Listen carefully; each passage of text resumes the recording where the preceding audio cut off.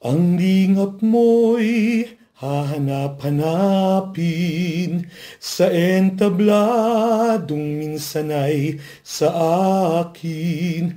At kung ako ay malimutan kahit sa awit ko man lamang. Masaya sa pakiramdam na madaming bata ang nabibigyan mo ng bagong mundo sa pagpapakilala sa kanila ng sining. Nagkaroon ng kulay ang kanilang mga pangarap. 23 taon na ako'y isang guro. Napakarami ng pinagdaanan, pinatunayan, pagsubok na hinarap, tagumpay na nalasap. Masasabi kong naabot ko na ang tugatog ng aking propesyon.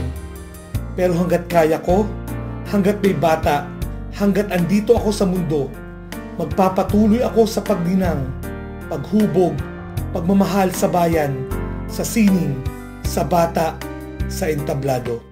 Inyo sanang matandaan bago tuluyang lumisan na minsan ang minahal ay ako.